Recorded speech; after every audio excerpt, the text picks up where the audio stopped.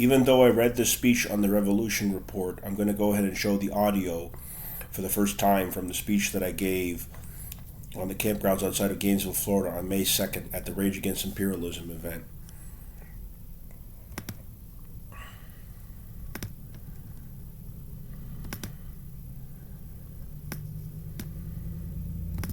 It is time for working class voices in the South to be raised.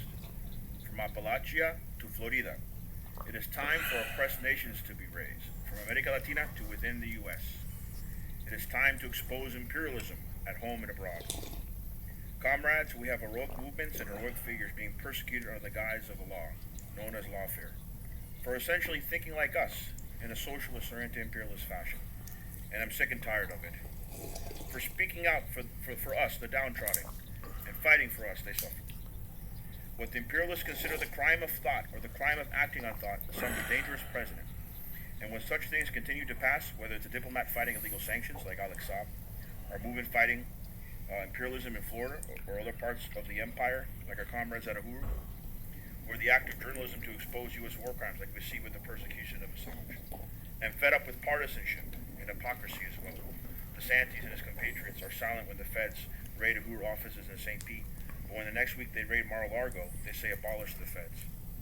We must speak up for comrades under the gun who cannot speak for themselves. We must lift up the mantle of our sacred causes, whether it's the cancer of cancel culture or the cancer of reactionaries pretending to be leftists.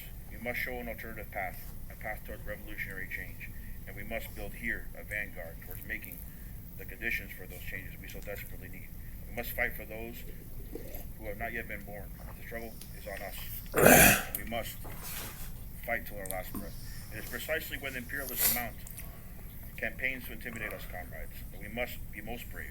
Brave not with the absence of fear or intelligence, but to control the fear, act accordingly, and rise above, swallowing our egos, working together, not just for unity, but for true solidarity. Thank you. So that speech, which you hopefully heard clearly, which I released the text of on my blog shortly after the event, is a speech that was part of a greater event that went into the 7th Sunday as well, workshops, trainings, whatnot. There's been another video of that that'll come out. And we hope to have other anti-imperialist events emerge in the coming months in the U.S. society. So I hope that speech can help uplift people to continue in the struggle. Thank you, friends and comrades.